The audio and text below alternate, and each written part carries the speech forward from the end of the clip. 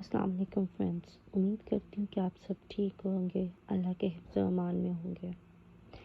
میری طرف سے آپ سب کو رمضان کی بہت بہت بہت مبارک ہو۔ جس طرح یہ مہینہ عبادات کا ہے، اسی طرح میں نے ایک سلسلہ شروع کیا، کلاس جوائن کی ہے جس میں قرآن پاک کی تفسیر سکھائی جا رہی ہے۔ ہمارے استاد عمرانہ ندیم کی طرف سے بہت اچھی تفسیر سکھا رہے ہیں۔ میں نے سوچا کہ اگر اس کام میں نے حصہ لیا، کیوں نہ یہ آپ کے ساتھ بھی شیئر کیا جائے، آپ کو بھی فائدہ ہو۔ اس لیے اس کی ویڈیو میں آگے آپ سب کے ساتھ شیئر کر رہی ہوں۔ امید کرتی ہوں کہ آپ سب کو بہت پسند آئے گی اور ضرور کچھ نہ کچھ سیکھیں گے اس سے، انشاءاللہ تعالی۔ الحمدللہ۔ آمین یا رب العالمین۔ بسم اللہ الرحمن الرحیم۔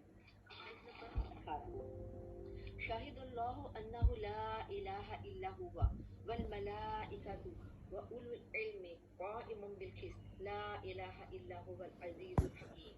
شاہد نے گواہی دی اللہ کے لیے کیا ہے، اس میں اللہ تعالیٰ فرشتے اور اہل علم اس بات کی گواہی دیتے ہیں۔ اب فرشتوں کے ساتھ کس کا ذکر ہے؟ ملائکہ کے ساتھ اولو العلم، علم والوں کا۔ اور کیا وہ گواہی دیتے ہیں کہ اللہ کے سوا کوئی بھی معبود نہیں، قائم بالقسط، اور وہ عدل پر قائم ہے۔ لا الہ الا، کوئی اس کے سوا نہیں، هو عزیز الحکیم، وہی زبردست ہے اور حکمت والا ہے۔ ان کے گواہی دینے کا مطلب کیا ہے؟ شہادت۔ اب شہادت کے معنی یہ گواہی دی کہ اللہ بیان کرنا اور آگاہ کرنا، یعنی کہ جو کچھ اللہ نے پیدا کیا ہے اور بیان کیا ہے، اس کے ذریعے جو اللہ نے اپنی توحید کا سبق ہماری طرف نازل کیا ہے اور ہماری رہنمائی فرمائی ہے، اس کی گواہی کون دے رہے ہیں؟ فرشتے اور اہل علم۔ اب دیکھیں اہل علم کی کتنی بڑی فضیلت ہے کہ فرشتے، اب فرشتے کتنی جو عبادت گزار مخلوق ہے، ان کے پاس کوئی کام نہیں، دن رات اللہ کی عبادت کرنا، اللہ کا ہر حکم بجا لانا۔ تو یہاں پہ کیا ہے کہ فرشتوں کے ساتھ اہل علم، سبحان اللہ۔ دیکھیں علم والے، اب علم والے یہ نہیں کہ جو دنیا کی ڈگریاں لیتے ہیں، بلکہ اہل علم وہ ہے جو کتاب و سنت کے علم سے بہراور ہے، ان کی کتاب و سنت کا جنہوں نے علم حاصل کیا ہے۔ اور اس میں ہمیں اس آیت سے کیا پتہ چلا کہ اہل علم کی بڑی فضیلت اور عظمت ہے کہ اللہ تعالیٰ نے اپنے اور فرشتوں کے نام کے ساتھ ذکر کر دیا، کہ ایک ایسی آیت اتار دی جس میں اہل علم۔ تو پھر یہاں پہ شوق آتا ہے نا کہ ہم جو ہے علم والے بنے، تاکہ ہم فرشتوں کے ساتھ ان کے برابر کا درجہ پا سکیں۔ اور اسی کو کہتے ہیں اہل علم، ان کے اولو العلم الراسخون فی العلم، راسخ ہے، ان کا کہتے ہیں راسخ عقیدہ، پکا عقیدہ۔ تو اللہ تعالیٰ کی توحید کی گواہی دینے والی یہ ہے کہ، اور یہاں سے ہمیں علم کی فضیلت کا یہ سبق ملتا ہے کہ علم سے بڑی کوئی دولت نہیں، اور خاص وہ علم جو اللہ کے قریب کر دے اور الٹیمیٹ کامیابی سے دوچار کر دے۔ ایک طرف کیا ہے؟ دولت ہے، ایک طرف علم کس لیے دنیا کا حاصل ہوتا ہے کہ دولت کمائی جائے، زیادہ سے زیادہ دولت کا مالک بنا جائے، اور دوسری طرف ایک غریب انسان ہے لیکن اس کے پاس علم ہے، تو پھر کون بڑا ہوگا؟ وہ غریب انسان بڑا ہوگا نا، وہ اللہ کے نزدیک سب سے زیادہ امپورٹنٹ ہوگا۔ اور نبی صلی اللہ علیہ وسلم کو کیا دعا سکھائی گئی تھی؟ کون بتائے گا؟ عام سی دعائیں بچے بھی پڑھتے ہیں، اسکولوں میں بھی پڑھتے ہیں، ہر طرف لکھی ہوتی ہے۔ ہاں جی بالکل ٹھیک، ربی زدنی علما۔ نبی صلی اللہ علیہ وسلم یہ دعا مانگا کرتے تھے کہ علم میں، اب وہ کیا کوئی دنیا کا علم تھا؟ نہیں، اللہ کے قریب ہونے والا اور پیغمبروں کو جو علم ان کے، اس میں بھی اللہ تعالیٰ ان کی برکت عطا فرمائے۔ اب علم کیا ہے؟ علم سے یہ صرف ریلیکس ہونے سے اصل نہیں، مطلب اب جیسے جو لوگ سوئے ہوئے ہیں وہ علم تو نہیں حاصل کر رہے نا، اب آپ سب جو ہیں نیند قربان کر کے یہاں تک آئے، بیٹھے ہوئے ہیں، تو پھر علم کیا ہے؟ مشقت، بار بار پڑھنا۔ بس یہ نہیں کہ ایک دفعہ کا پڑھا کافی ہو گیا، بلکہ جب علم جو ہم کہتے ہیں کہ اچھا جی رمضان میں ہم نے پڑھ لیا، لیکن دورہ قرآن ہر سال دورہ قرآن ہوتا ہے، اور ہر سال وہی لوگ دورہ قرآن کرتے ہیں، اس کا مطلب ہے علم، وہ ایمان جیسے بسیدہ پرانا ہوتا ہے، علم بھی پرانا ہو جاتا ہے، باتیں بھول جاتی ہیں، اور قرآن بار بار پڑھی جانے والی چیز ہے۔ تو علم کی فضیلت کیا ہے؟ عبادت، کہتے ہیں کہ عالم کو آبد پر اس طرح فضیلت حاصل، یہ حدیث کا مفہوم ہے کہ جس طرح چاند کو ستاروں پر، اب سارے ستاروں میں چاند ممتاز نظر آتا ہے، اسی طرح سارے عبادت گزار ستاروں کی مانند ہے کہ اللہ کی عبادت کرتے ہیں، جو نمازیں پڑھتے ہیں، سجدے کرتے ہیں، نوافل کثرت کرتے ہیں، ذکر اذکار تسبیحات کرتے ہیں، لیکن ایک جو دین کا علم رکھنے والا انسان ہے وہ ان پر اسی طرح جیسے چاند آسمان پہ الگ ہی اس کی اٹھان ہوتی ہے اور الگ ہی اس کی چمک ہوتی ہے. تو یہ ہمیں یہاں پہ علم کی فضیلت پتہ چلی. اگلی آیت دیکھیں، ان الدین عند اللہ الاسلام، بے شک اللہ کے نزدیک دین کون سا ہے؟ اسلام ہے. وما اختلف، اور جو اختلاف الذین اوتوا الکتاب، اور کس نے اختلاف کیا تھا؟ صرف ان لوگوں نے اختلاف کیا تھا کہ جو کہ اہل کتاب تھے. الا من بعد ما جاءهم العلم بغیا بینہم، اس وقت جب ان کے پاس علم آ گیا تھا. اور کیوں علم میں انہوں نے ایسے اختلاف کیا تھا؟ صرف سرکشی کی وجہ سے. وَمَن یکفر، اور جو کوئی کفر کرے یا انکار کرے بآیات اللہ، اللہ کی آیات کا، فإن اللہ سریع الحساب، تو بس اللہ تعالیٰ جلد حساب لینے والا ہے. اب اس آیت سے دیکھیں یہ جو بھی اصل کیا ہے، اسلام جو ہے دین، اور دین کہ کوئی اور دین قابل قبول نہیں ہے. اور یہ اسلام دین تھا کہ جس کی پہلی قوموں کو، یہود کو، نصارہ کو، سب کو تعلیم دی گئی اس علم کی. اور ہمارے آخری نبی، آخر الزمان نبی حضرت محمد صلی اللہ علیہ وسلم نے بھی اسی کی تعلیم دی. اب خالی کوئی یہ عقیدہ رکھ لے کہ اللہ ایک ہے اور کچھ بس عمل کر لے، بس توحید پہ تو، لیکن یہ اسلام نہیں، اس سے نجات نہیں ملے گی. صرف اتنا جو کہتے ہیں نا نام کے مسلمان، تو صرف نام کا مسلمان کون ہوتا ہے کہ اس نے کلمہ پڑھا ہوا، وہ کہتا ہے اللہ ایک ہے تو میں مسلمان ہوں. تو وہ نام کا مسلمان نہیں، بلکہ کون سا مسلمان ہونا چاہیے کہ وہ جو صرف عبادت ہی نہیں بلکہ اپنے تمام اعمال، عقائد، سب کچھ اللہ کے اور رسول کے، قرآن و حدیث کے، شریعت کے مطابق چلنے والے ہوں. اور آل عمران میں بھی کہا گیا ہے وَمَن یبتغی غیر الاسلام دینا فلن یقبل منہ وہو فی الآخرۃ من الخاسرین. یہ آیت نمبر 85 میں آگے آپ پڑھیں گے. اور اسی طرح اور سورۃ اعراف میں 158 آیت میں ہے قل یا ایھا الناس انی رسول اللہ الیکم جمیعا، کہ اے لوگو میں تم سب کی طرف سے اللہ کا رسول ہوں. کیونکہ یہ جو ہے باتیں یہ ظاہر کرتی ہیں کہ دین جو ہے صرف اور صرف اسلام ہے. اب اختلاف کنہوں نے کیا تھا؟ باہمی اختلاف، ایک مراد اس سے مراد ہوگا ایک تو ان کے دین کو ایک ہی دین کے ماننے والوں نے آپس میں کر رکھے. جیسے کہ اب ہم لوگ دیکھیں، ہم لوگوں میں کتنا اختلاف ہے، کتنے فرقے بنے ہوئے ہیں. کوئی سنی اور ایک شیعہ ایک سنی ہے، پھر آگے سنی کی بھی کیٹاگریز ہے، کوئی بریلوی ہے، کوئی کہتے وہابی ہے، کوئی جی دیوبند ہے، کوئی اہل سنت والجماعت کہہ رہے ہیں، کوئی کچھ کہہ رہے ہیں. آپس میں اختلاف ہے نا. اسی طرح جو شیعہ ہیں ان میں بھی اختلاف ہے. ایک رافضی شیعہ ہیں، ایک صحابہ کو ماننے والے شیعہ ہیں، ایک صحابہ کو نہ ماننے والے شیعہ ہیں، پھر ایک وہ شیعہ ہیں جو خاص ان کے عقائد ہوتے ہیں، کوئی دوسرے جو ہیں ان کے اور طرح کے عقائد ہوتے ہیں. شیعوں میں بھی کافی سارے اقسام ہیں. ایک تو یہ اختلاف ہو گیا. پھر وہ اختلاف اس کے علاوہ کیا اختلاف ہے کہ جو اہل کتاب کے درمیان تھا، اور وہ کیا تھا کہ جیسے ہم نے پیچھے سورۃ بقرہ میں پڑھا ہے کہ یہودی کہتے تھے نصرانیوں کو، اور نصرانی یہودی کیا کہتے تھے کہ تم کسی چیز پر نہیں ہو، جنت میں تو ہم جائیں گے. اور نصرانی کیا کہتے تھے یہودیوں کو کہ تم کسی چیز پر نہیں ہو، جنت میں ہم جائیں گے. اور اس اختلاف کی وجہ کیا تھی؟ محض حسد، بغض و عناد. اور یہی وجہ ہے کہ آج ہمارے عالم کیوں سخت ہو گئے ہیں، ضد بازی میں. اپنی اپنی مسجدیں بن گئی ہیں، اور یہ ایک نے کہا کہ یہ آمین بولنا ہے، دوسرے نے کہا نہیں بولنا، تو دلیلیں دی تو کہا اچھا یہ کہتے ہیں نہیں بولنا، اب ہم انہیں بول کے دکھائیں گے، چاہے بیچ میں سے ہو کہ یہ بات ایسے ہے ویسے ہے، لیکن اپنی ناک اونچی رکھنے کے لیے، ذاتی دنیا کے مفادات کے لیے بعض اس طرح کا کام کرتے ہیں. اور یہ ہے کہ آج ہمارے مسلمان، افسوس کے ساتھ یہ بات ہے کہ مسلمان علماء کی ایک بڑی تعداد جو ہے اسی ڈگر پر چل پڑی ہے.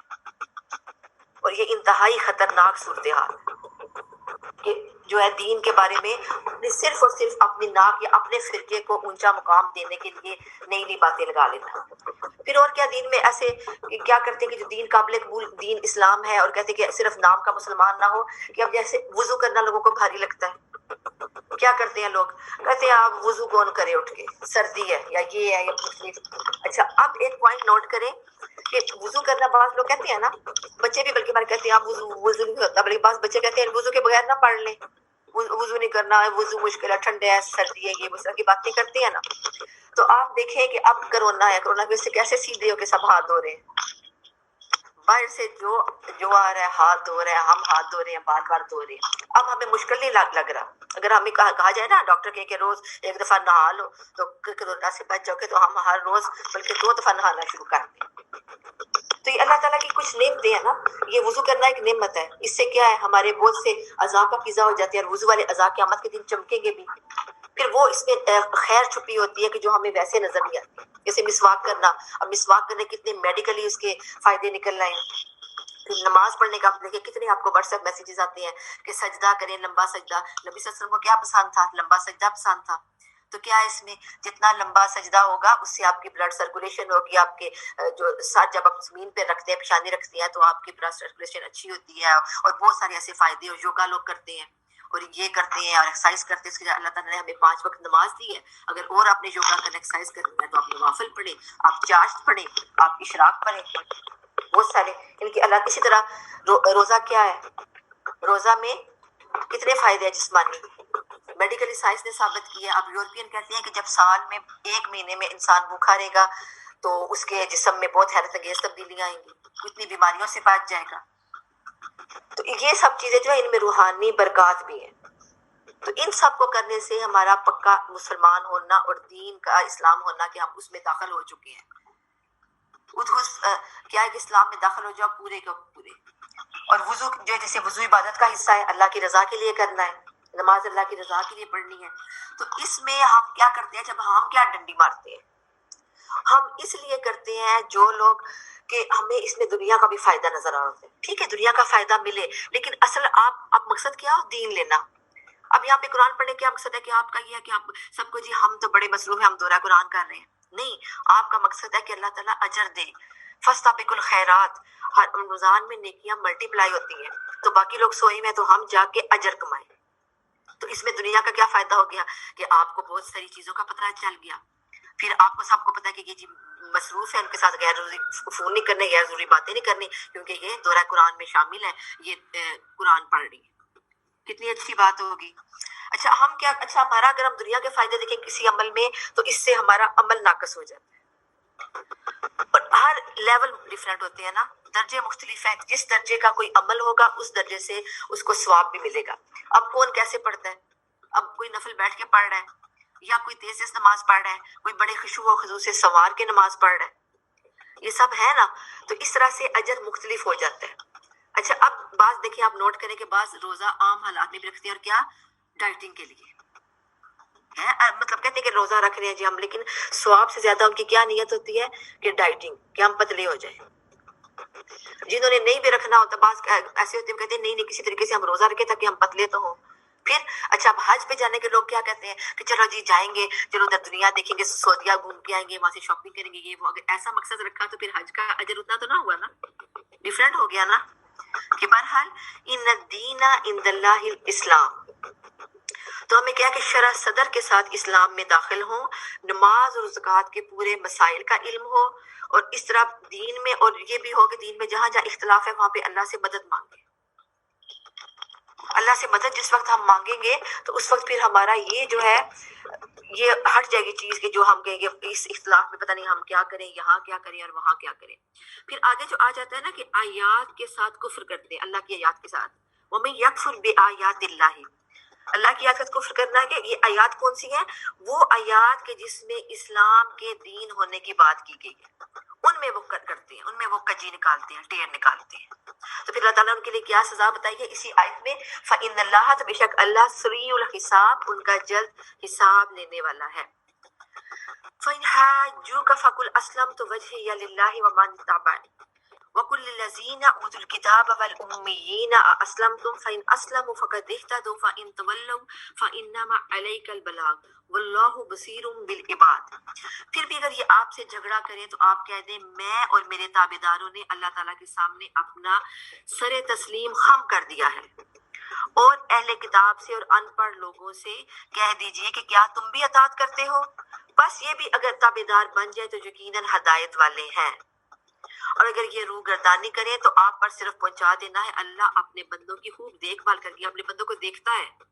جیسے مانیٹر ہوتا ہے، کلاس کو چیک کرنے والی کوآرڈینیٹر رکھا ہوتا ہے، ایک سپروائزر رکھا ہوتا ہے، اس کا کام کیا ہوتا ہے؟ صرف بندوں کو چیک کرنا کہ وہ کام کیسے کر رہے ہیں، وہ کیا کام کر رہے ہیں.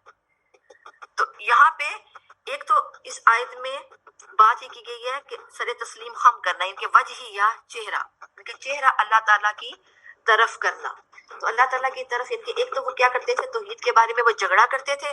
تو پھر یہ قرآن کی ابتدائی صورت آل عمران کی ابتدائی آیات اس دور میں نازل ہوئی کہ جب یہود و نجران کے وفد آپ صلی اللہ علیہ وآلہ وسلم کے پاس آئے تھے اور وہ کچھ پوچھنا چاہتے تھے نا کہ چلو ہم کچھ ایسا پوچھتے. اس وقت اسلام کو بہت ہر طرف سے کامیابی ہو رہی تھی، تو ان کا یہ تھا کہ ہم حضرت عیسیٰ کے بارے میں پوچھتے ہیں، یہ کیا بتاتے.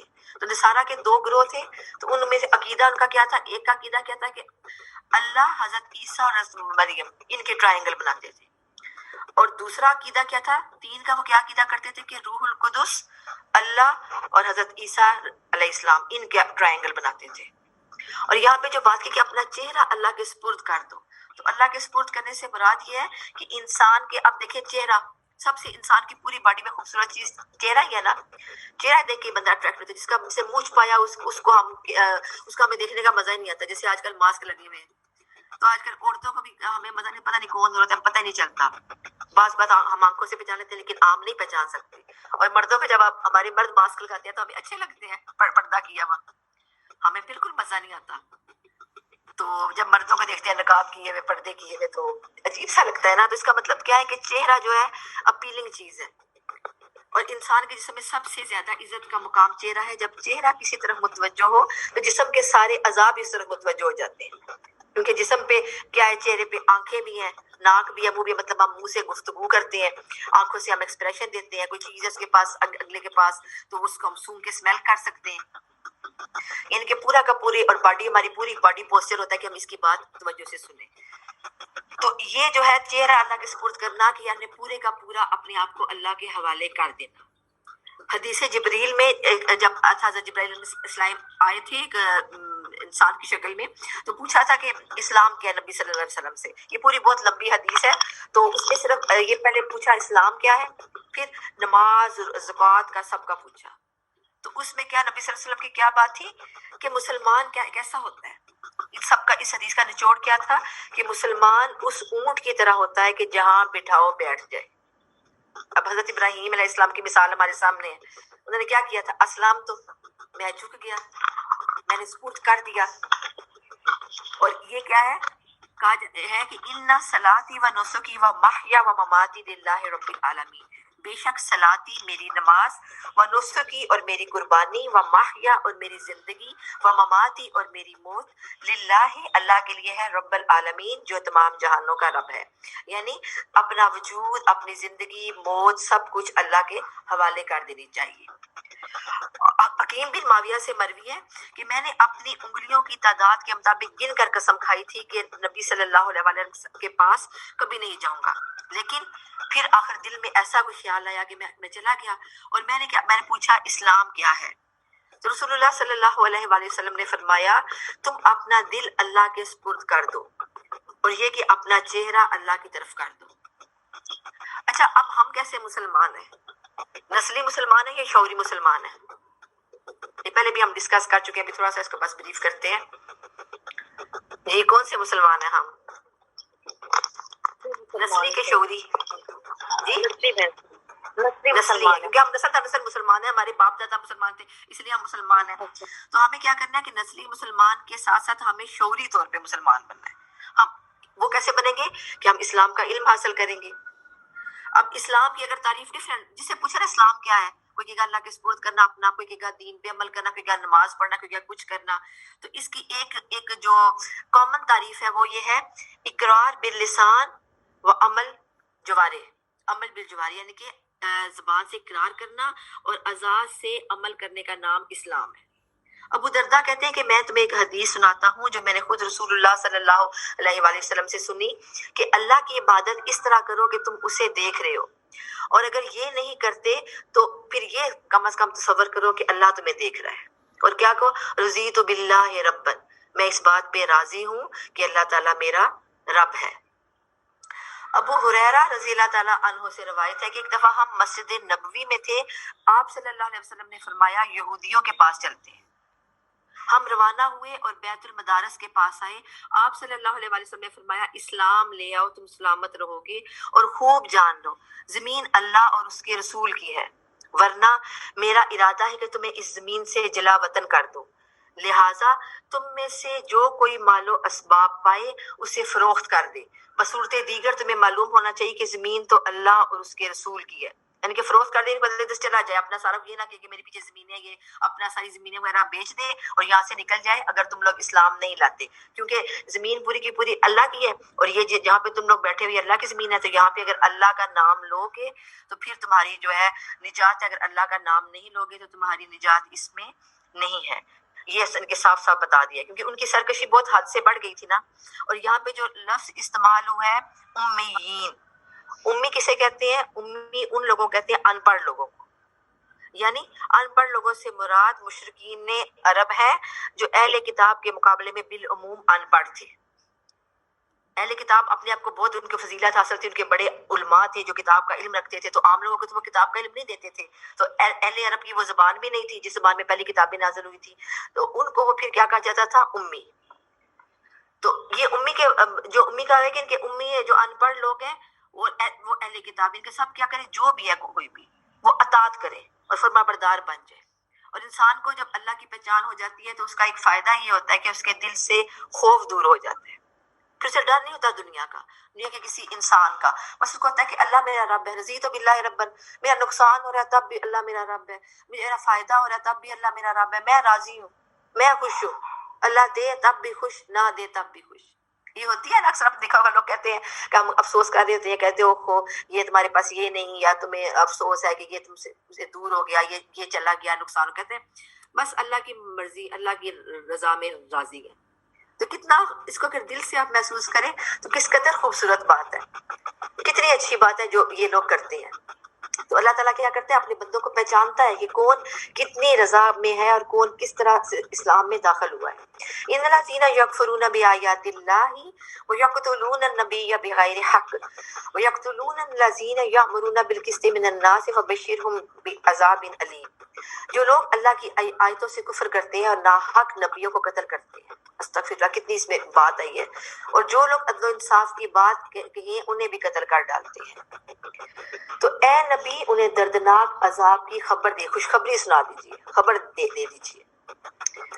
اب بیان کے یہ جو اہل کتاب تھے ان کی سرکشی بہت جو ہے نا بڑھ چکی تھی، ان میں بہت بغاوت آ گئی تھی. اور ایک روایت کے مطابق انہوں نے بہت نبی قتل کیے تھے. یہ آپ کو میں اس کا پورے ڈیٹیل بتا دیتی ہوں کہ کیا ہوا تھا کہ ان کو کس کو قیامت کے دن عذاب کن کو دیا گیا، کہ جنہوں نے نبیوں کو قتل کیا، پیغمبر کو قتل کر. کتنی ایک عام انسان کا قتل کتنی بڑی بات ہے، ایک عالم کو قتل کرنا سمجھو ایک انسانیت کو قتل کرنا. اسی طرح پیغمبر جو دنیا میں دین کی تعلیم، اللہ کا نام بلند کرنے کے لیے تھے، ان کو قتل کرنا.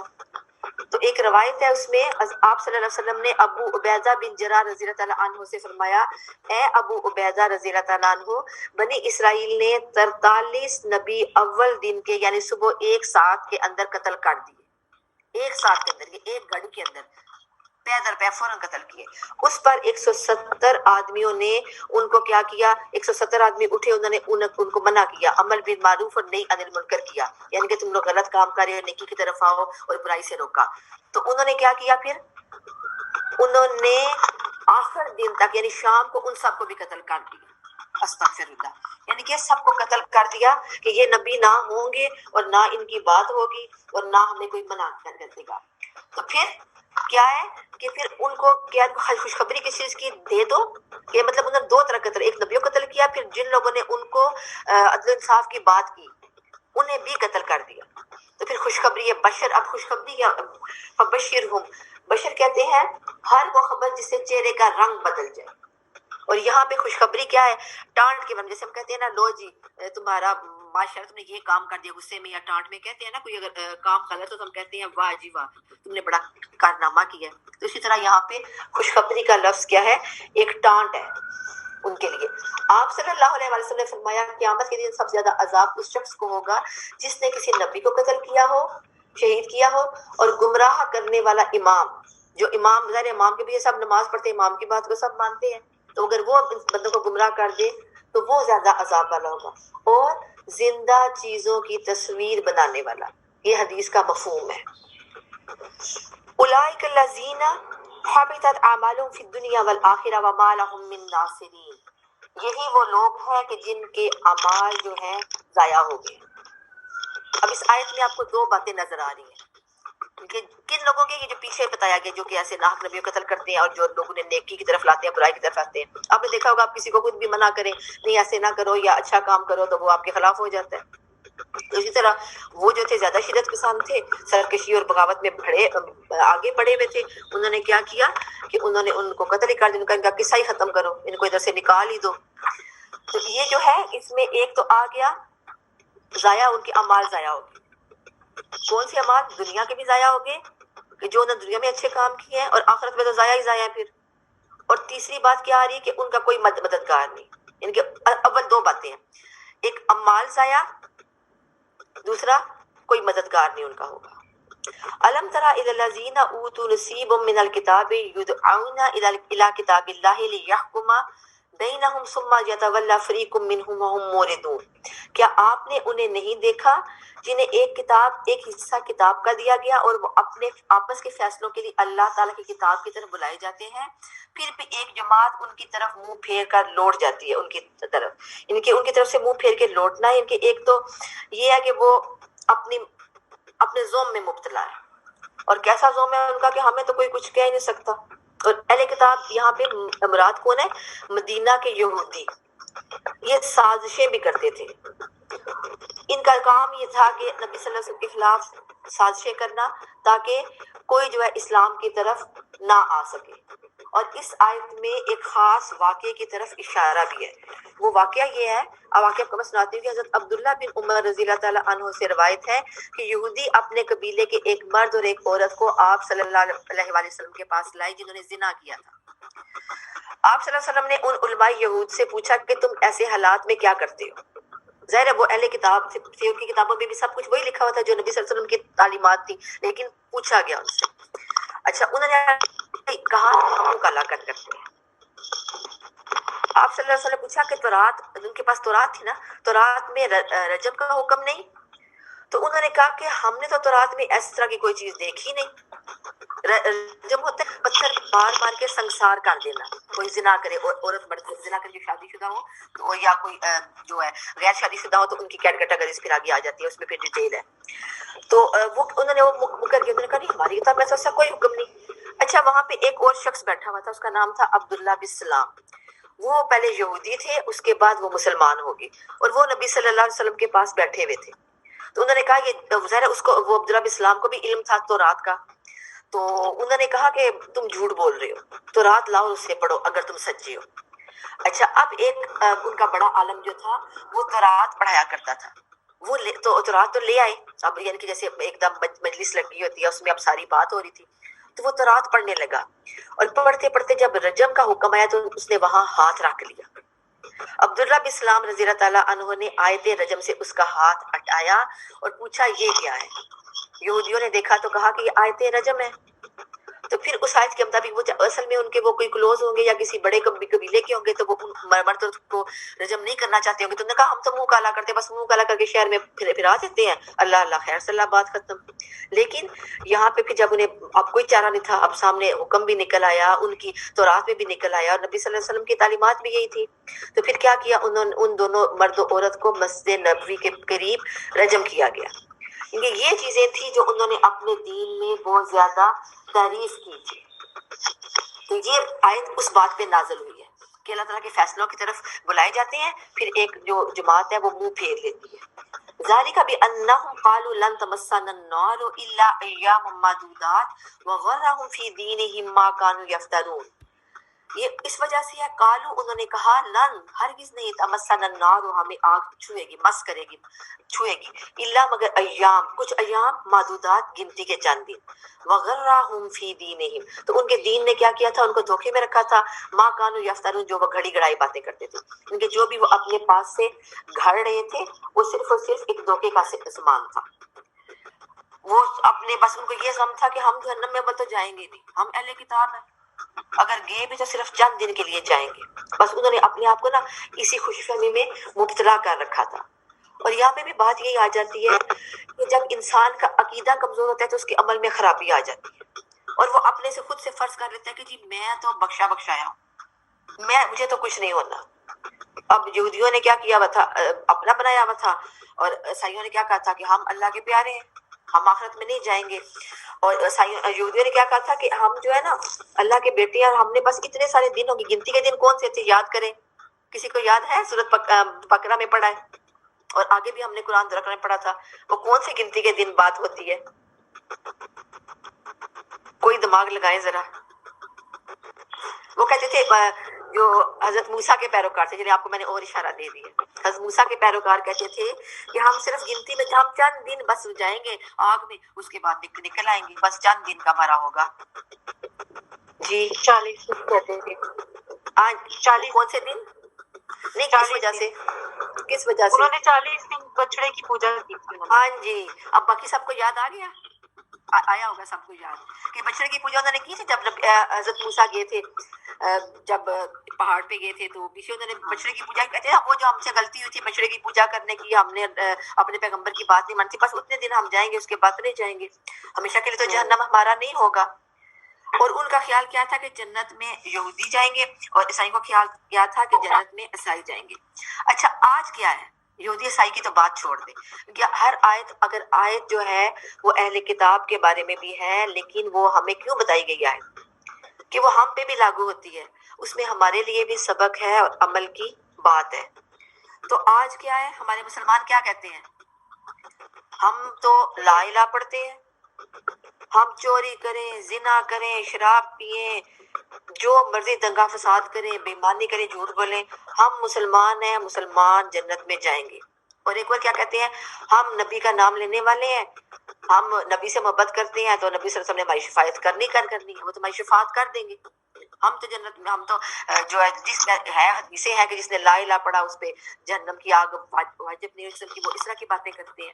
لیکن اللہ تعالیٰ کے فضل سے جنت ملے گی صحیح, تو ہم نے کیا بس اللہ کے فضل کا دیکھے, لیکن ہمیں نہیں پتا کہ ہمیں اللہ کا فضل کیسے ملے گا. تو ہمیں وہ راستے, وہ طریقے تلاش کرنے چاہیے نا کہ جس میں ہمیں اللہ کا فضل مل سکے. فَكَيْفَ إِذَا جَمَعْنَاهُمْ لِيَوْمٍ لَا رَيْبَ فِيهِ وَوُفِّيَتْ كُلُّ نَفْسٍ مَا كَسَبَتْ وَهُمْ لَا يُظْلَمُونَ. بس کیا حال ہوگا, اذا جب جمعناہم ہم انہیں جمع کریں گے, لیومن اس دن, لا ریب فی جس میں کوئی شک نہیں, ووفیت اور پورا پورا کر دیا جائے گا, کلو ہر نفس نفس کو, ماں جو کسبت اس نے کمائی کی, وہم اور وہ, لا یظلمون کوئی ظلم نہیں کیا جائے گا اس پر. یعنی کہ قیامت کے دن کیا ہوگا, ہر شخص کو پورا پورا بدلہ ملے گا, اس پہ کوئی کسی قسم کا ظلم نہیں کیا جائے گا, کوئی دعوے عقیدے کام نہیں آئیں گے, غلط عقائد جو ہے. اللہ تعالیٰ جو ہے کوئی ظلم کرنے والا نہیں ہے, اور اللہ تعالیٰ سب سے زیادہ انصاف کرنے والا ہے, لیکن نیکی کا بھی پورا پورا بدلہ ملے گا. اور اگر سوچے کہ ظلم ظالم کو پوری سزا نہ ملے تو کیا بات ہے, اس کا کیا مطلب نکلتا ہے کہ ہم ظلم کو پروموٹ کر رہے ہیں. جیسے اب وہ کہتے تھے کہ انہوں نے زنا کیا ہے تو ان کو رجم جو ہے نہیں کرنا, ان کا بس منہ کالا کرنا, اس کا مطلب ہے بس جو بھی ہوگا کہ بس کیا ہے, ٹھیک ہے اگر ہم زنا کر لیتے ہیں, ہو سکتا ہے ہم نہ پکڑے جائیں, پکڑے گئے تو کیا ہے, منہ ہی کالا ہوگا. ظلم پروموٹ ہو گیا نا, اگر ہم اس کی سزا میں تخفیف کر دیں یا سزا میں معاف کر دیں, تو اللہ تعالیٰ کبھی بھی ایسا نہیں کرے گا.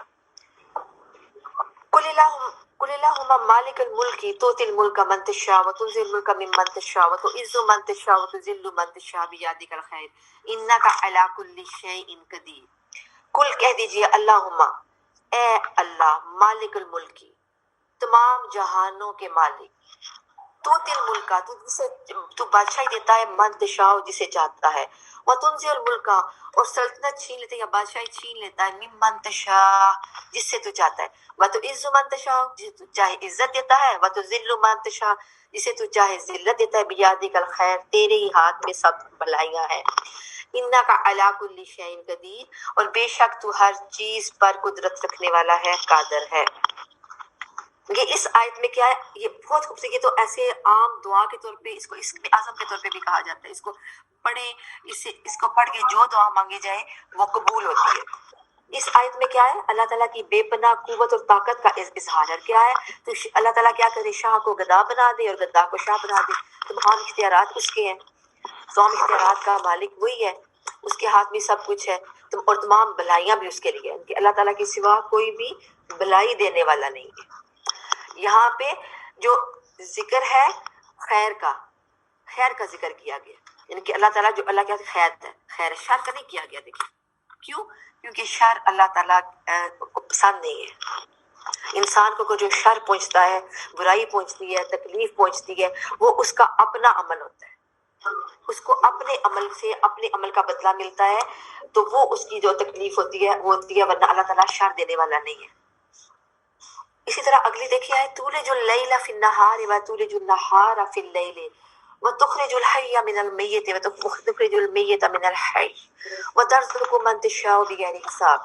تولج اللیل تو داخل کر دیتا ہے رات کو، فی النہار دن میں، وتولج النہار اور تو دن کو داخل کر دیتا ہے فی اللیل رات میں. سبحان اللہ. دیکھیے اللہ تعالیٰ کا ایک کام ہے نا، کسی اور کا کام تو نہیں ہے. وتخرج الحی اور تو نکالتا ہے زندہ کو، من المیت مردے میں سے، وتخرج المیت اور تو نکالتا ہے مردے کو، من الحی زندہ میں سے، وترزق اور تو جو رزق دیتا ہے من تشاء جس کو تو چاہتا ہے بغیر حساب، بغیر حساب کے. اور یہ ہمارا ایکسپیرینس ہے کیونکہ اللہ تعالیٰ کیا کرتا ہے، دن کو رات میں اور رات کو دن میں داخل کرتا ہے. کیسے؟ اس کا مطلب ہے موسموں کی تبدیلی. کیسے تبدیلی ہوتی ہے کہ رات کبھی لمبی ہوتی ہے اور دن چھوٹا ہو جاتا ہے. پھر کیا ہوتا ہے، کوئی موسم چینج ہوتا ہے. گرمیوں میں کیا ہوتا ہے، دن اتنا لمبا ہوتا ہے، رات چھوٹی سی ہوتی ہے. یعنی کہ اس سے ہوا کہ ابھی رات کا کوئی حصہ دن میں داخل ہو گیا، یعنی کہ دن لمبا ہو گیا، کہیں پہ رات لمبی ہوگی. اسی طرح کیا ہے کہ نطفہ مردہ، جیسے پہلے زندہ انسان اس میں سے نکلتا ہے، مردہ نطفہ تو مردہ ہوتا ہے. پھر انڈے سے پہلے مرغی اور پھر زندہ مرغی سے انڈا، کیونکہ انڈا مردہ ہے نا، تو اس میں سے کیا چیز نکل آئی، زندہ چیز مرغی نکل آئی. پھر مردہ اور زندہ کی مثال کیا ہوگی، کافر اور مومن کی. کافر جو ہے وہ مردہ ہے، کیوں؟ کیونکہ اس کے پاس ایمان ہی نہیں ہے، اسے جہنم میں جانا ہے، اس کی زندگی سے کیا واسطہ.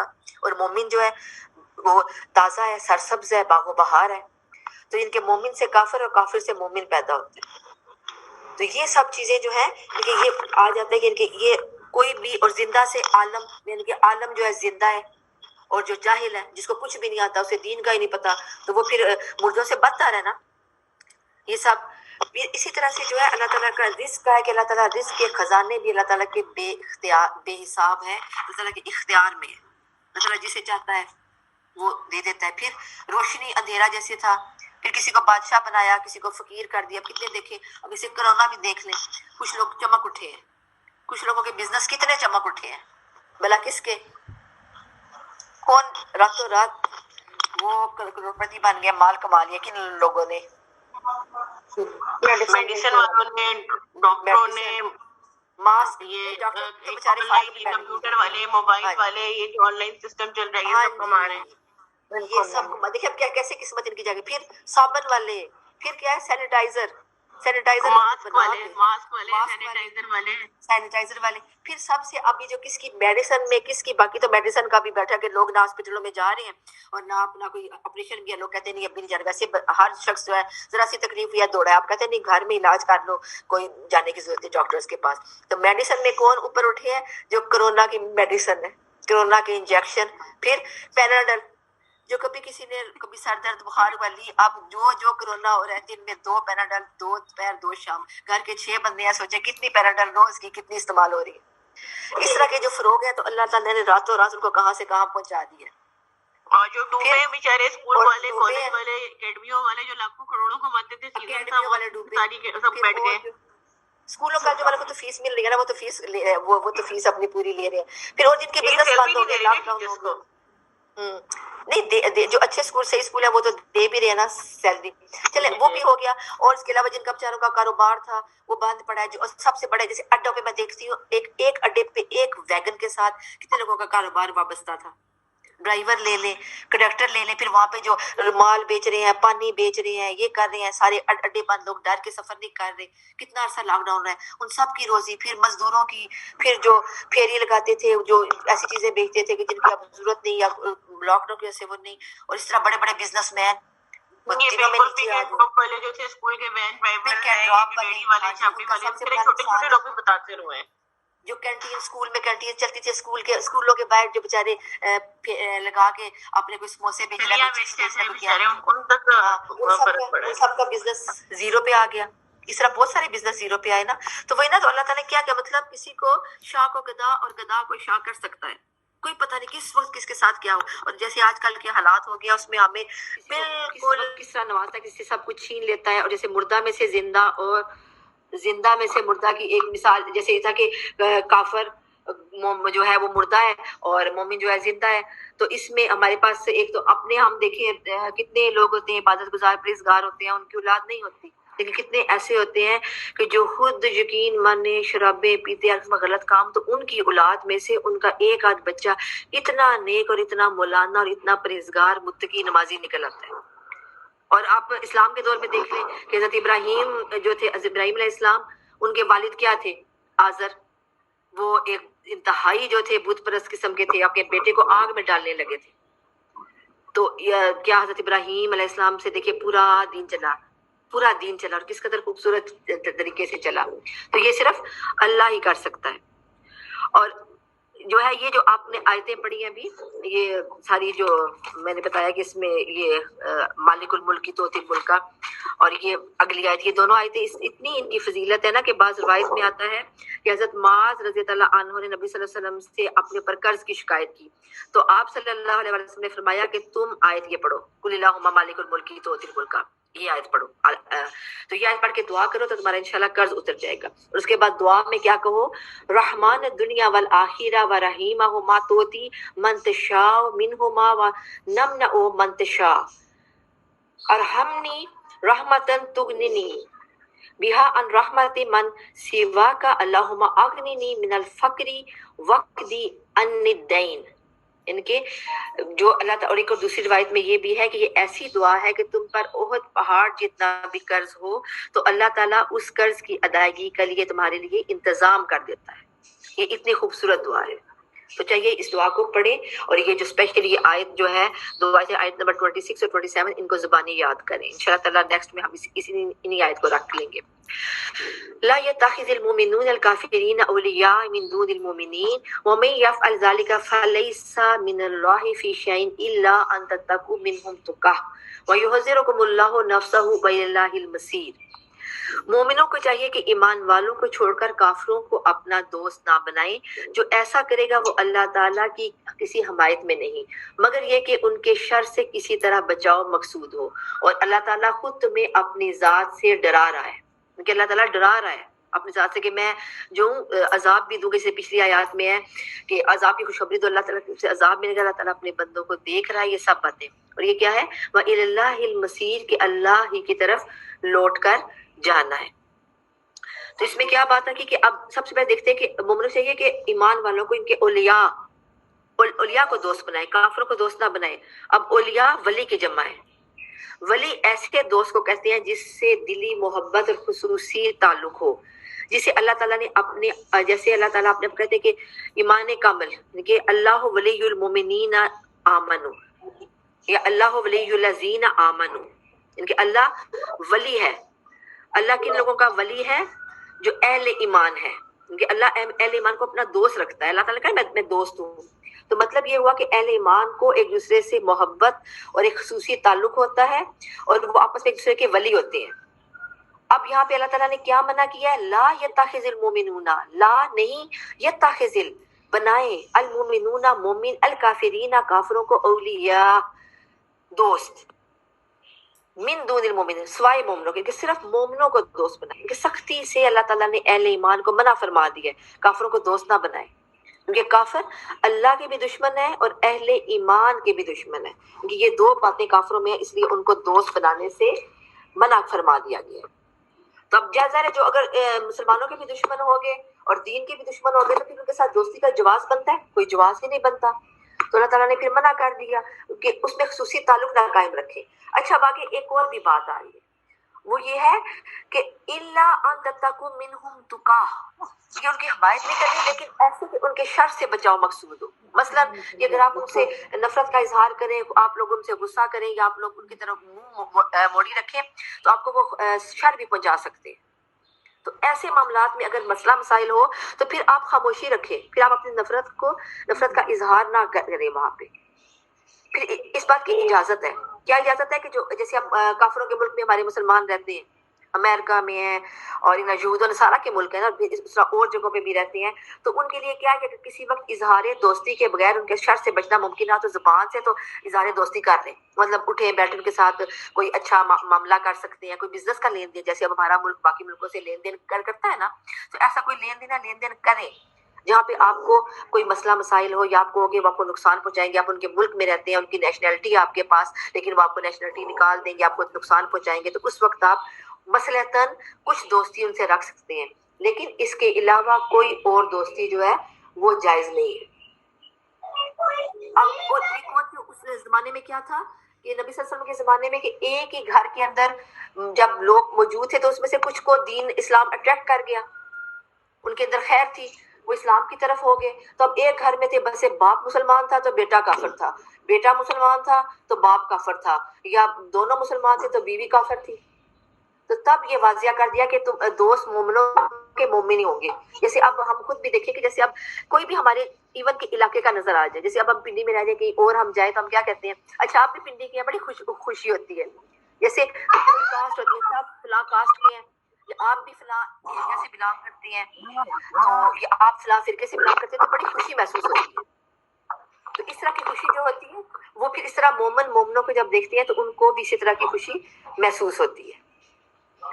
تو اللہ تعالیٰ نے پھر کیا کہا کہ ایسے خوشی محسوس کریں تو مومنوں کو صرف دوست بنائے، دوسروں کو دوست نہ بنائیں۔ قُلْ إِن تُخْفُوهُ مَا فِي صُدُورِكُمْ أَوْ تُبْدُوهُ يَعْلَمْهُ اللَّهُ وَيَعْلَمُ مَا فِي السَّمَاوَاتِ وَمَا فِي الْأَرْضِ وَاللَّهُ عَلَىٰ كُلِّ شَيْءٍ قَدِيرٌ۔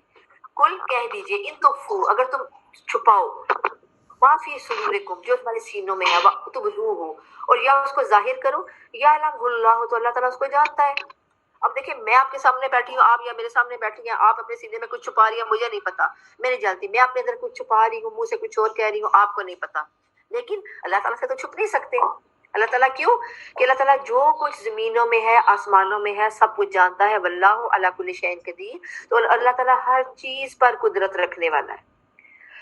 اللہ تعالیٰ کی اس میں بڑائی اور وسعت کا ذکر ہو رہا ہے۔ یوم تجد کل نفس ما عملت من خیر محضرا، اور جس دن ہر شخص اپنی کی ہوئی نیکیوں کو پالے گا، وما عملت من سوء، جو اس نے برائی کی ہوگی وہ بھی برائی وہ پالے گا، تود لو ان بینہا بینہ امدا بعیدا، تو پھر کیا وہ کیا آرزو کرے گا، چاہے گا کہ کاش اس کے اور اس کی برائیوں کے درمیان بہت ہی بعید کہتے ہیں دوری، کہتے ہیں نا لفظ بولتے ہیں بعید از قیاس، یہ بات عقل سے دور ہے، سمجھ سے دور ہے، سمجھ سے بالا تر ہے، تو یہ وہ سوچے گا کاش میری برائیاں مجھ سے بہت دور ہوتی ہیں، کہ جب دور کوئی چیز ہوتی ہے تو انسان اس کو حاصل نہیں کر سکتا نا، تو مقصد یہ ہے کہ وہ کاش میں برائیاں نہ کرتا، کاش اتنی دور برائی ہوتی کہ میں اس تک جا ہی نہ سکتا اور میں برا نہ بنتا۔ تو اللہ تعالیٰ کیا کرے، یحذرکم اللہ نفسا، تو اللہ تعالیٰ اپنی ذات سے ڈرا رہے ہیں۔ اب دو دفعہ بات ہے، دیکھیے اوپر ایک آیت نمبر 28 میں دیکھیے، یحذرکم اللہ نفسا، یہاں پہ پھر وہی ریپیٹ ہو رہا ہے، وَيُحَذِّرُكُمُ اللَّهُ نَفْسَهُ وَاللَّهُ رَءُوفٌ بِالْعِبَادِ، کہ اللہ تعالیٰ اپنی ذات سے ڈراتا بھی ہے، ساتھ کے ساتھ اللہ تعالیٰ نے اپنی صفت بھی بیان کر دی۔ کیا صفت؟ کہ اللہ تعالیٰ اپنے بندوں پر بڑا ہی مہربان ہے، بڑا شفیق ہے۔ یہ دونوں باتیں اللہ تعالیٰ نے اکٹھی بیان کر دی۔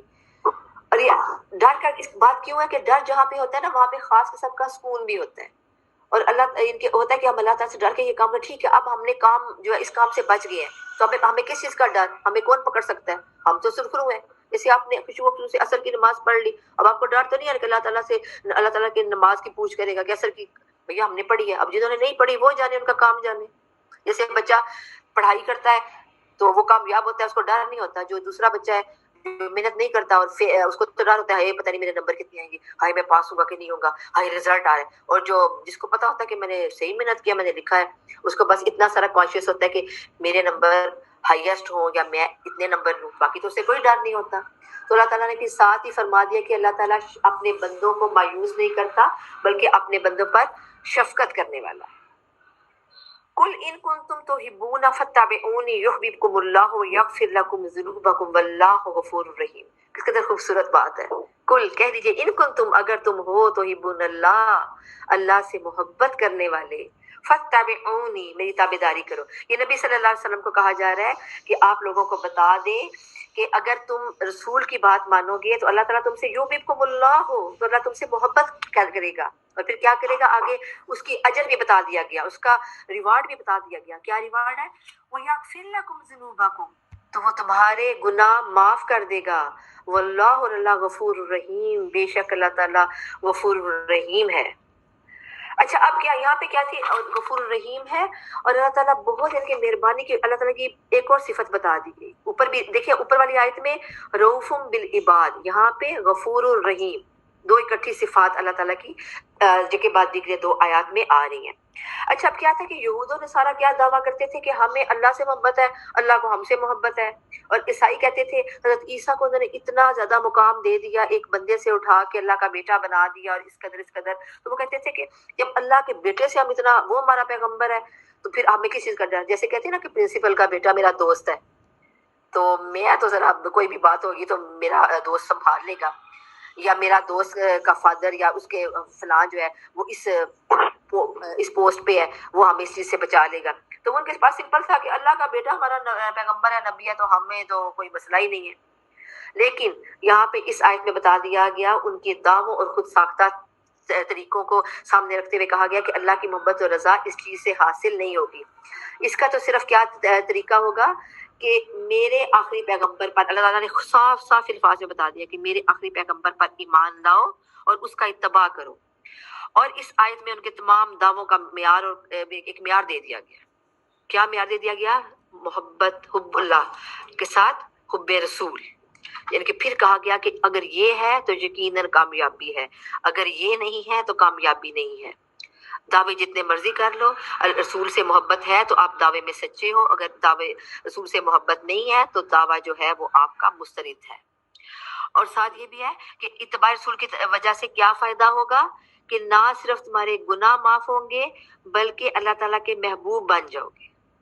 سبحان اللہ، کہ ایک دن کے بونس دے دیا گیا اللہ کی محبت کرنے کا. کیونکہ اللہ کی محبت سے کیا ہوگا کہ یہ سب چیزیں حاصل ہو جائیں گی، اور اللہ تعالیٰ جو ہے اپنی ان کی خوشنودی بھی دے دے گا. امام ابن تیمیہ کہتے ہیں کہ وہ جو یہ دعویٰ کرے کہ وہ اللہ سے محبت کرتا ہے اور نبی کی اتباع نہیں کرتا، وہ اپنے دعوے میں جھوٹا ہے. اسی طرح حضرت انس فرماتے ہیں، کیا فرماتے ہیں کہ آپ صلی اللہ علیہ وسلم کے پاس بحرین سے ایک مہمان آئے. بحرین سے مہمان، اور آپ صلی اللہ علیہ وسلم نے وضو کے لیے پانی منگوایا. تو وہ رسول اللہ صلی اللہ علیہ وسلم کے وضو کا پانی لینے پر اس طرح لپکے، یعنی کہ جب وضو کر رہے تھے تو وضو کا پانی، جب وضو سے جو تھا پانی جس سے نبی صلی اللہ علیہ وسلم وضو کر رہے تھے جو گر رہا تھا، وہ لپکے اس کو پی لیا، اور جو نیچے گرا وہ اٹھا کر اپنے چہروں پر مل لیا. تو رسول اللہ صلی اللہ علیہ وسلم نے فرمایا کہ تمہیں کس چیز نے اس بات پہ اکسایا؟ تو انہوں نے کیا کہا کہ آپ صلی اللہ علیہ وسلم کی محبت نے کہ شاید اللہ ہم سے راضی ہو جائے، اللہ ہم سے محبت کرنے لگے. دیکھیں کتنی محبت تھی صحابہ کرام کو نبی صلی اللہ علیہ وسلم سے ملنے جلنے آنے والوں کو. اچھا آج بھی آپ یہاں سے آپ کو تھوڑا سا ذہن میں ڈالیں کہ اس سے جیسے وضو کا پانی نیچے گرا تو وہ بھی مان لیا، اس طرح کی محبتیں آج بھی نظر آتی ہیں؟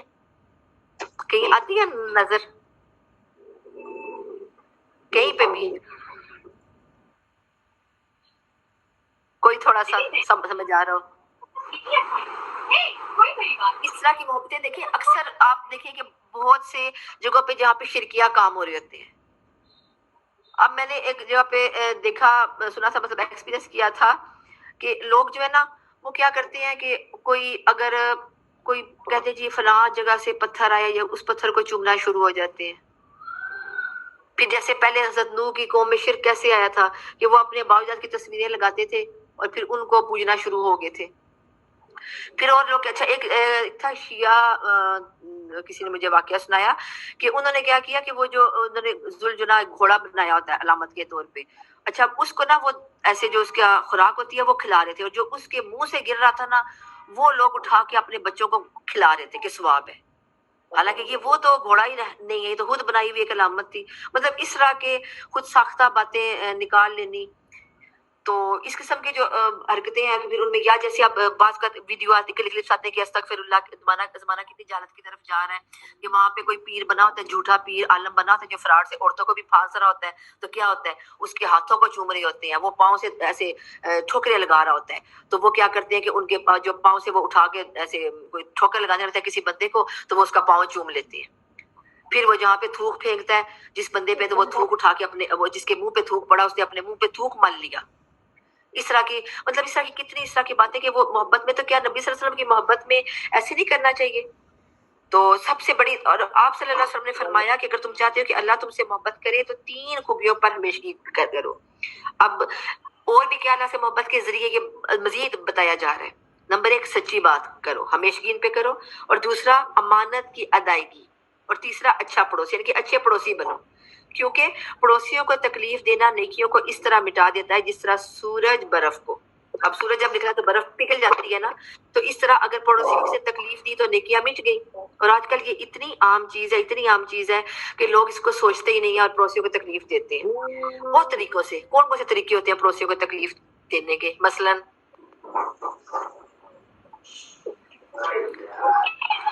آپ کا ایکسپیرینس ہوگا جیسے اوپر نیچے آج کل تو ایک گھر میں 2 3 لوگ رہتے ہیں، تو آج بہت لوگ بہت لوگوں سے ضد ہوتے ہیں. جی ان کے گھر کے آگے کوڑا پھینک دینا زبردست. ہاں جی بالکل. یہ کتنے لوگ ایسے کرتے ہیں اپنے گھر کا صاف کر کے تو سائڈوں پہ کوڑا ان کے گھر جو ان کے گھر کی طرف جا رہا ہے ڈال. یا پانی کا بہاؤ اس طرف کرنا، پانی اپنا گھر پانی کا بہاؤ اس طرف کرنا، یا بہت زیادہ شور ہنگامہ کرنا جس سے جو ہے وہ ڈسٹرب ہو.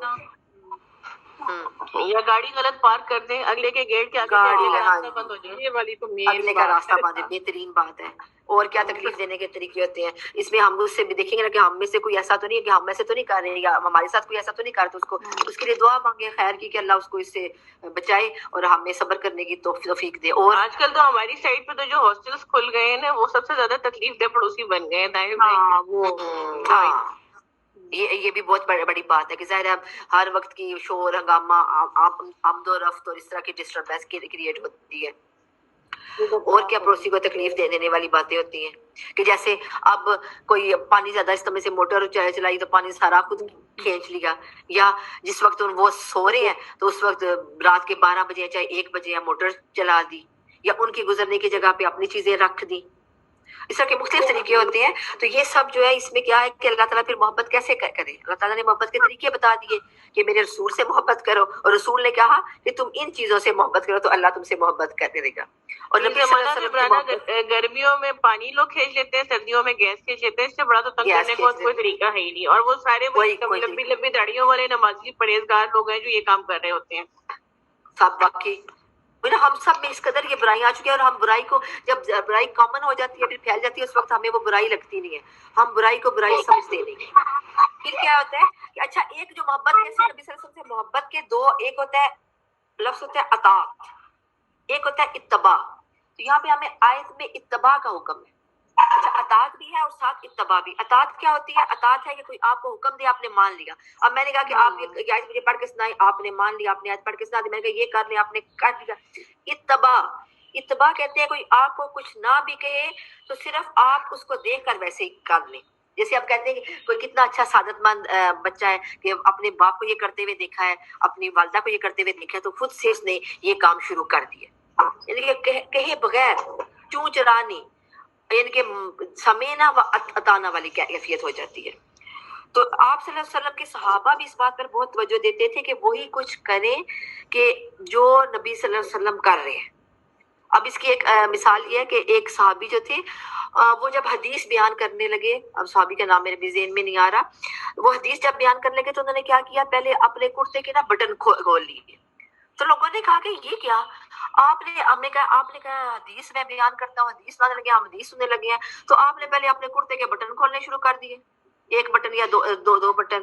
تو ان صحابی نے کیا فرمایا کہ جب نبی صلی اللہ علیہ وسلم سے میں نے یہ حدیث سنی تھی تو اس وقت نبی صلی اللہ علیہ وسلم کے کرتے کا بٹن کھلا ہوا تھا. دیکھیں اس حد تک محبت کرتے تھے کہ بالکل سٹائل بھی وہ ہو، ہر چیز وہ ہو. تو یہ جو ہے کہ اس طرح کی محبت جو ہے وہ کیا فائدہ ہوتا ہے پھر اس کا. آیت میں کیا بتایا گیا کہ اللہ کی محبت جو ہوتی ہے وہ ملتی ہے اور وہ گناہوں اور معافی کا ذریعہ بنتی ہے. تو یہ وہ محبتیں ہیں جو کہ اللہ تعالیٰ ہم دعا کرتے ہیں کہ اللہ تعالیٰ ہمیں نصیب فرمائے. اور عمرانہ کی جب آپ نے ہمیں پہلے سورہ آل عمران پڑھائی تھی نا جب دورہ قرآن میں، تو آپ نے لکھوایا تھا، یہ پوائنٹ میرے پاس ہے، فٹ اسٹیپ فالو. ایک کرسچن تھا مائیکل شارٹ، اس نے کوئی دی 100 لکھی تھی کہ سب سے بڑی شخصیت اس نے کہا تھا کہ نبی پاک صلی اللہ علیہ وسلم کی ہے. ہاں جی بالکل بالکل. تو اسی طرح اگلی آیت بھی دیکھیں اسی کنٹیکسٹ میں ہے کل اطیعوا اللہ و رسول فإن تولوا فإن اللہ لا يحب الکافرین. اور ساتھ ہی یہ دوسری بات کیا بتا دی گئی کہ کہہ دیجئے اللہ اور رسول اللہ کی اطاعت کرو. اگر یہ منہ پھیر لے تو بے شک اللہ تعالیٰ کافروں سے محبت نہیں رکھتا. اوپر کیا کہا گیا کہ اللہ کی اطاعت اور رسول کی اطاعت اللہ کو راضی کرنے کیا طریقہ ہے کہ اللہ پھر گناہ معاف کرے گا. نمبر 1 گناہ معاف ہو جائیں گے. اور نمبر 1 اور تھا نمبر 1 کیا تھا محبت اور دوسرا گناہ معاف. یہ دو باتیں فائدے. اور اللہ تعالیٰ کیونکہ بخشنے والا مہربان ہے. اور آیت نمبر 32 میں کیا کہا گیا کہ اللہ تعالیٰ کی اگر اطاعت اور رسول کی اطاعت نہیں کرو گے منہ موڑ لو گے تو پھر کیا ہوگا کہ اللہ تعالیٰ کافروں سے محبت نہیں رکھتا. اللہ تعالیٰ ایسے کافروں کو پسند نہیں کرتا. ان کے لیے سخت وعید ہے. جب اللہ تعالیٰ کافروں سے محبت جس سے محبت نہ کی جائے تو وہ تو رحمت سے دور ہو جاتا ہے نا. تو پھر یہ سب سے بڑی وعید بتا دی گئی, سب سے بڑا ڈراوا دے دیا گیا. اور کہا کیا سبق دے دیا گیا کہ اللہ اور اس کے رسول کی اطاعت کرو, پیروی کرو, اتباع کرو. تو یہاں تک ہمارا آج کا تھا آیت نمبر 32 تک. اور ہم یہاں پہ اللہ تعالیٰ سے دعا کرتے ہیں کہ اللہ تعالیٰ ہمیں جو ہے اطاعت الہی اور اطاعت رسول کی توفیق دے, اپنے رسول کی محبت ہمارے دلوں میں موجزن کرے. ہم رسول کا نام لینے والے ہوں لیکن ایسے نام لینے والے نہ ہوں کہ جو صرف ہم بس نعتیں پڑھ دیں اور لمبے لمبے راگ الاپ دیں اور اپنے میلاد پہ صرف جھنڈیاں لگا دیں اور کھانے پکا دیں, بلکہ ہمیں سچے معنوں میں پیروی بھی ہو, سنتوں پہ عمل کرے. نبی صلی اللہ علیہ وسلم کس طرح نماز پڑھتے تھے اسی طرح پڑھے. کیا کیا ان کی شخصیت میں خوبیاں تھیں وہ اپنے اندر لے کے آئے, ان کی حدیثوں پہ عمل کرے. اللہ سے محبت تب ہوگی اور اللہ بھی ہم سے تب محبت کرے گا. وآخر دعوانا ان الحمد للہ رب العالمین. آپ نے کچھ پوچھنا ہو تو